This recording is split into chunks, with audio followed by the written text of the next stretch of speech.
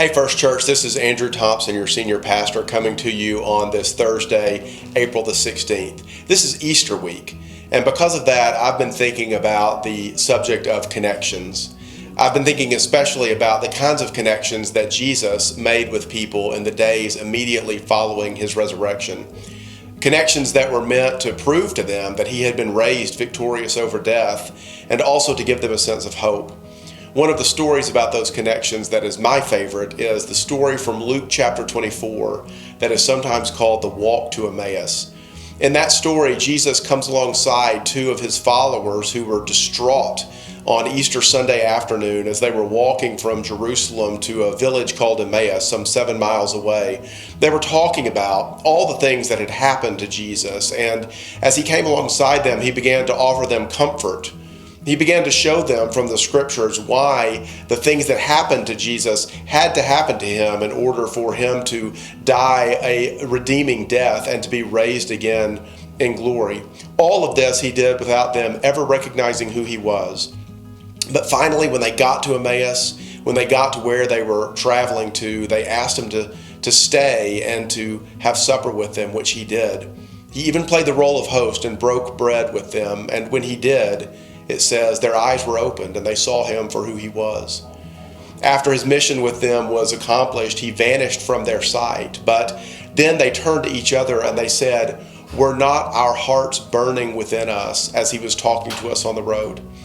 You know, it is that very thing that Jesus does for us. He comes to us in the presence and in the power of the Holy Spirit, and he makes our hearts burn within us. He gives us the fire of the Holy Spirit. He establishes a divine and a holy connection with us that draws us into relationship with him. One of the things that I have been so encouraged about our congregation doing these past few weeks is the way that we have been taking that Jesus connection and we've been using it to make stronger connections with each other.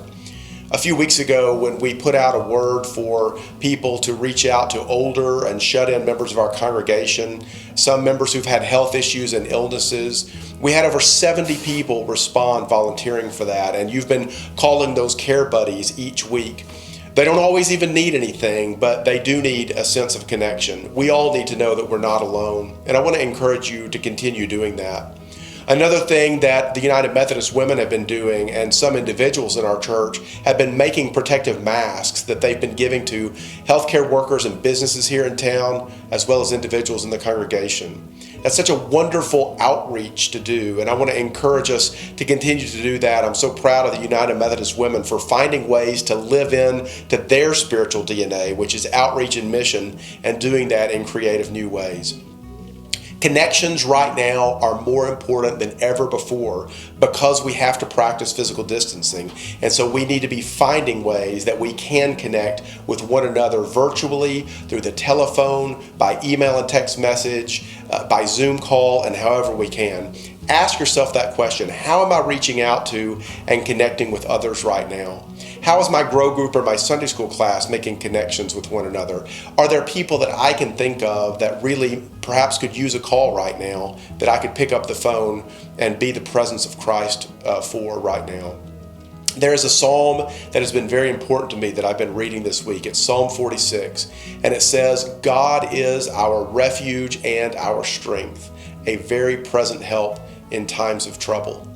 It's a reminder to us that no matter what we face, no matter what challenges we have in our lives, no matter what kind of a virus epidemic we have to deal with right now, that God is in control, that he's here, and that he loves us. Remember that this week, and I'll see you soon.